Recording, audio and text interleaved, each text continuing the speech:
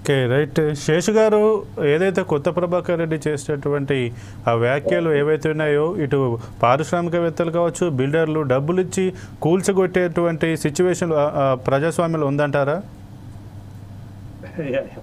Yeah four side సివికి మరియు ప్యానెల్లో ఉన్నటువంటి అందరికి నమస్కారం. మెదక్ మాజీ లోక్సభ సభ్యులు, ప్రస్తుత దుబాక బీఆర్ఎస్ ఎమ్మెల్యే కొత్త ప్రభాకర్ రెడ్డి చేసినటువంటి వ్యాఖ్యలు, వాటిపైన జరుగుతున్నటువంటి చర్చ తెలంగాణ రాష్ట్రంలో ఈ అనైతిక బరితెగింపు రాజకీయాలకు పరాకాష్ఠగానే చూడాలి.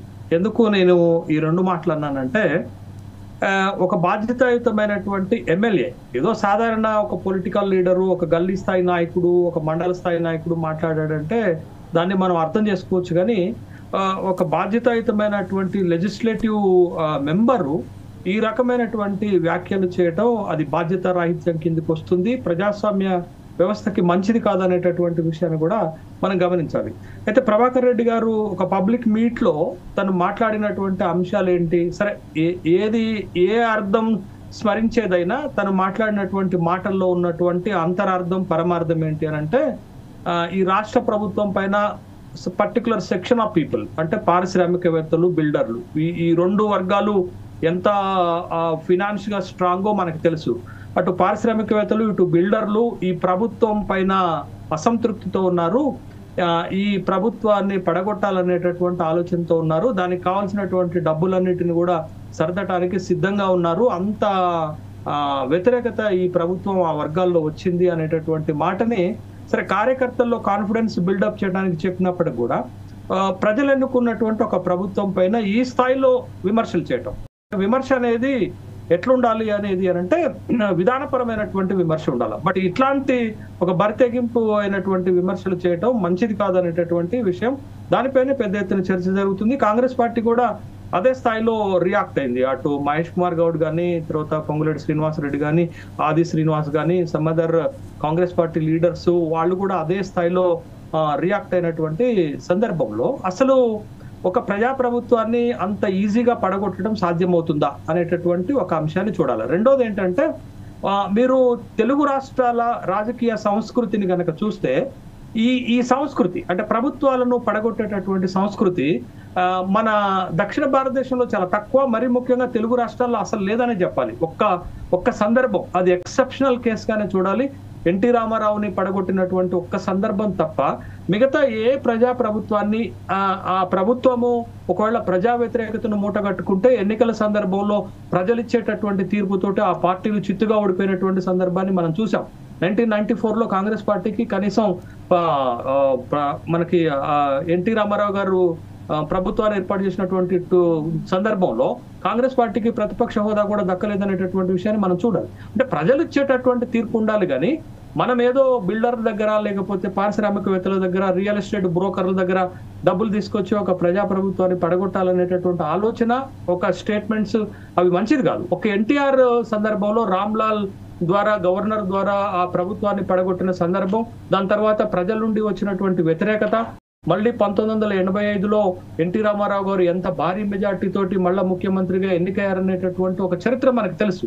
కానీ మొత్తం తెలుగు రాష్ట్రాల్లో, అటు ఆంధ్రప్రదేశ్లో కానీ ఇటు తెలంగాణలో కానీ ఈ ప్రభుత్వాలను డబ్బులు పెట్టి కొని పడగొట్టేటటువంటి సంస్కృతి లేదు. కానీ ఒక సంస్కృతి ఉంది, ఏంటంటే ఎన్నికల సందర్భంలో విపరీతమైనటువంటి డబ్బులు ఖర్చు పెట్టి ప్రజాభిప్రాయాన్ని మార్చేసి గెలుస్తున్నటువంటి సందర్భం మనం చూసాం. కానీ గెలిచిన తర్వాత ప్రభుత్వాలను పడగొడుతున్నటువంటి సంస్కృతి లేదు. ఇది ఒక అంశంగా చూస్తే, రెండోది రేవంత్ రెడ్డి ప్రభుత్వము ఏర్పాటైన తర్వాత తొలినాళ్లలో కూడా ఈ రకమైనటువంటి ప్రకటనలు వచ్చాయి. మరి ముఖ్యంగా ఇవాళ కాంగ్రెస్ పార్టీలో చేరినటువంటి శ్రీహరి నుండి కూడా, కడియం శ్రీహరి నుండి కూడా ఒక వ్యాఖ్య వచ్చింది. మొట్టమొదటి వ్యాఖ్య, దాన్ని మనంగా చూడాలి. ఈ ప్రభుత్వం 6 నెలల కంటే ఎక్కువగా ఉండదు అనేటటువంటి ప్రకటన చేశారు. పడగొడతామని అనలేదు, కానీ దాన్ని మనం రాజకీయంగా ఎట్లయినా మలుచుకోవచ్చు, కానీ 6 నెలల కంటే ఎక్కువ ఉండకపోవచ్చు అనేటటువంటి ఒక సస్పెక్షన్, ఒక ఒపీనియన్ ని వెల్లడి చేసిన సందర్భంలో కూడా అనేక రకాలైనటువంటి విమర్శలు వచ్చాయి. అంటే కాంగ్రెస్ ప్రభుత్వాన్ని పడగొట్టడానికి బీఆర్ఎస్ పార్టీ ఏమైనా ప్రయత్నం చేస్తుందా, అలాంటి అవకాశాలు ఉన్నాయనేటటువంటి చర్చ జరిగింది. ఇప్పుడు దాంట్లో పరాకాష్ఠగా ఏంటి అంటే, ఒక లెజిస్లేటివ్ మెంబరే, మరి ముఖ్యంగా బీఆర్ఎస్ పార్టీలో కీలకమైనటువంటి కొత్త ప్రభాకర్ రెడ్డి ఈ విధమైనటువంటి ప్రకటన చేయడంతో మరొకసారి ఆ విధమైనటువంటి ఒక విశ్లేషణ, ఒక అభిప్రాయం రాష్ట్ర వ్యాప్తంగా ఒక చర్చ జరుగుతుంది. అయితే ఇక్కడ మనం గమనించాల్సింది ఏంటంటే, కాంగ్రెస్ ప్రభుత్వము మీరు చూడండి, తెలంగాణ రాష్ట్రం ఏర్పాటైన తర్వాత మొదటి ఎన్నికల్లో బీఆర్ఎస్ పార్టీ గెలిచింది 63 శాసనసభ స్థానాలే, అంటే బొటాబొట్టి మెజార్టీతో గెలిచింది. బొటాబొట్టి మెజార్టీతో గెలిచినటువంటి ప్రభుత్వం 5 ఏళ్లు సుస్థిరమైనటువంటి ప్రభుత్వాన్ని ఇచ్చింది కదా. మన తెలంగాణ రాష్ట్రంలో 119 శాసనసభ స్థానాలు ఉంటే బెంచ్ మార్క్ ఒక పార్టీ ప్రభుత్వాన్ని ఏర్పాటు చేయాలంటే 60 శాసనసభ స్థానాలు గెలిస్తే సరిపోతుంది కదా. అప్పుడు కేసీఆర్ గెలిచింది, బీఆర్ఎస్ పార్టీ గెలిచింది 63 కదా. ఇప్పుడు అదే కాంగ్రెస్ పార్టీ ఒక స్థానం ఎక్కువనే గెలిచింది. ఏది 2023 శాసనసభ ఎన్నికల్లో కాంగ్రెస్ గెలిచింది 64 కదా. వాళ్ళకి ఒక సపోర్టర్ సిపిఐ, ఒక అలయన్స్ పార్ట్నర్లు ఇంకొకళ్ళు ఉంటే వాళ్ళకి 65 అవుతుంది కదా. తర్వాత కంటోన్మెంట్ నుండి గెలిచింది ఇంకొకటైతే 66 అవుతుంది కదా. అంటే వాళ్ళకి ఒరిజినల్ బలం 66 ఉంటే, మారిన రాజకీయ పరిస్థితులలో ఒక 10 మంది కాంగ్రెస్ పార్టీలోకి చేరితే 76 అవుతుంది కదా. 76తో పాటు ఇప్పుడు మారిన ఇంకొక రాజకీయ పరిణామం ఏంటంటే, ఉన్నటువంటి ఎంఐఎం 7 స్థానాలు ఉన్నటువంటి ఎంఐఎం కాంగ్రెస్ కు మద్దతు ఇస్తుంది కదా. అంటే ఇప్పుడు ఫ్లోర్ లో కాంగ్రెస్ బలం 83కు చేరుకుంది. అంటే మీరు చూడండి, కాంగ్రెస్ ప్రభుత్వం ఏర్పాటైనప్పుడు వాళ్ళ బలం 64 ఉంటే ఇవాళ అది 86కి వాళ్ళ బలం చేరుకున్నటువంటి నేపథ్యంలో ఎంతమందిని కొనాలా? దరిదాపు 26 మంది ఎమ్మెల్యేలను కొనాలి. కాంగ్రెస్ పార్టీ ప్రభుత్వాన్ని పడగొట్టాలంటే 26 నుంచి 30 మంది ఎమ్మెల్యేలను కొనాలా. 30 మంది ఎమ్మెల్యేలను కొనాలంటే ఎంత రేటు ఉంటుంది? ఎంత మందిని కొనాలనేది స్పష్టం. ఎంత రేటు పెట్టి కొనగలుగుతారు? ఒకవేళ అట్లా కొంటే ఆ రాజకీయ పార్టీకి భవిష్యత్తులో మనుగడ ఉంటుందా? కొనగలుగుతారా?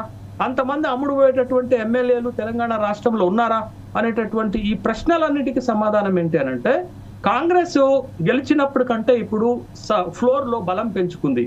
అంత ఈజీ కాదు కాంగ్రెస్ పార్టీని పడగొట్టడం. కాంగ్రెస్ పార్టీని అధికారం నుంచి గద్దె దింపాలి అంటే అది ప్రజలతోటే సాధ్యమవుతుంది తప్ప ఇట్లాంటి కుయుక్తులతోటో, లేకపోతే ఇట్లాంటి ప్రకటనలతోటో, లేకపోతే కొన్ని వర్గాలు విపరీతమైనటువంటి డబ్బును సమకూర్చి 100 కోట్ల రూపాయలు బట్టి ఎమ్మెల్యేలను దించటం అంటే సాధ్యమయ్యేటటువంటి పని కాదు అనేటటువంటి విషయాన్ని మనం గమనించాలా. ఒకవేళ కాంగ్రెస్ ప్రభుత్వము ప్రజల అనుకూలమైనటువంటి నిర్ణయాలు తీసుకోకపోతే, ప్రజలకు అనుకూలంగా పనిచేయకపోతే ఖచ్చితంగా 2028కి వచ్చేసరికి ప్రజల తీర్పు స్పష్టంగా వస్తుంది. అప్పుడు ప్రజలే ఓడిస్తారు. కాబట్టి ప్రతిపక్షాల యొక్క పని ఏంటి అని అంటే, ఇట్లాంటి పనులు కాదు, ఇట్లా కొనుగోలు వ్యవహారాలు చేసి ప్రభుత్వాలను పడగొట్టేటటువంటి వ్యవహారాలు కాకుండా, ప్రభుత్వము చేస్తున్నటువంటి ప్రజా వ్యతిరేక నిర్ణయాలను ఎండగడుతూ వాటిని ప్రజల్లోకి తీసుకుపోతూ మళ్ళా ప్రతిపక్షాలు ప్రజల్లో తమ బలాన్ని పెంచుకోవాల్సినటువంటి సందర్భాలు ఉంటాయి తప్ప ఇట్లాంటి మాటల వల్ల పార్టీ పలచరవుతుంది. ఇప్పుడు ఒక ప్రశ్నే వస్తుంది, కొత్త ప్రభాకర్ రెడ్డి ఈ కామెంట్స్ వ్యక్తిగతంగా చేశారా, పార్టీ పరంగా చేశారా? ఒకవేళ బీఆర్ఎస్ పార్టీ యొక్క ఒపీనియన్ కూడా ఇదేనా అనేటటువంటి సూటి ప్రశ్నలు వస్తున్నటువంటి సందర్భంలో కొత్త ప్రభాకర్ రెడ్డి అన్యాపదేశంగా చేసినటువంటి ఈ వ్యాఖ్యలు ఆ పార్టీని ఆత్మరక్షణలోకి నెట్టేస్తాయి. ఖచ్చితంగా ప్రజల్లో ఆ పార్టీని పలచన చేసేటటువంటి కార్యక్రమం ఉంటుంది. కాబట్టి ఒక బాధ్యతాయుతమైన పదవుల్లో ఉన్నటువంటి వ్యక్తులు చాలా బాధ్యతగా మాట్లాడాల్సినటువంటి అవసరం ఉంటుంది. ఇట్లాంటి ప్రకటనలు చేసేటప్పుడు 4 వాల్స్ మధ్య చేసుకుంటే ఇబ్బంది లేదు. ఒక పార్టీ కార్యకర్తల్లో కాన్ఫిడెన్స్ బిల్డప్ చేసుకోవడానికి ఒక 4 వాల్స్ మధ్య మాట్లాడుకుంటే అది వాళ్ళ మధ్యనే ఉండిపోతుంది. కానీ ఇది ఓపెన్ స్టేట్మెంట్ గా మారినటువంటి సందర్భంలో ఖచ్చితంగా రాజకీయ పరమైన విమర్శలు వస్తాయి. ముఖ్యంగా అధికార పక్షం నుంచి దానికి తగ్గ విమర్శలు వస్తాయి. ప్రజల్లో కూడా బీఆర్ఎస్ పార్టీ కాంగ్రెస్ పార్టీని గద్దెదించడానికి ఈ విధమైనటువంటి ప్రయత్నాలు చేస్తుందా అనేటటువంటి ఒక అభిప్రాయం వచ్చే, ఒక అపోహలు వచ్చేటటువంటి అవకాశం కూడా ఉంది కదా.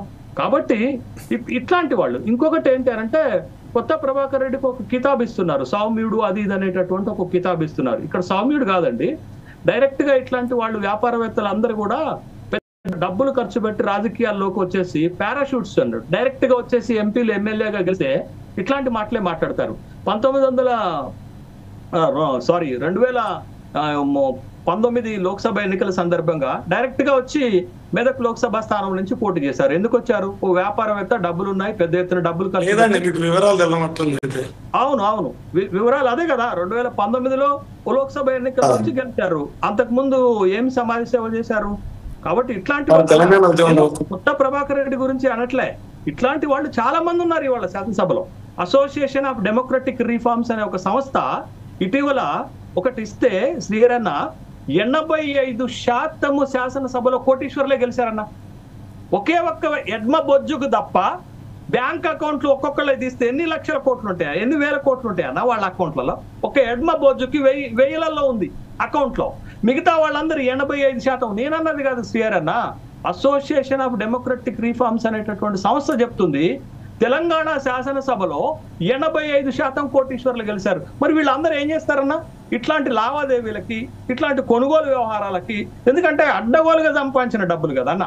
బట్ దీంతో ఏంటి అంటే ఈ విధమైనటువంటి రాజకీయాలకు పునాది వేస్తారు. రాజకీయాల్లో నైతికత ఉండాలి, రాజకీయాల్లో సేవా గుణం ఉండాలి, ప్రజల తరపున మాట్లాడాలి, ప్రజల కోసం పనిచేయాలి తప్ప ఇట్లా రియల్ ఎస్టేట్ బ్రోకర్లతోటి, బిల్డర్లతోటి, పారిశ్రామికవేత్తలతోటి, వాళ్ళ దగ్గర కోట్ల డబ్బు ఉంది.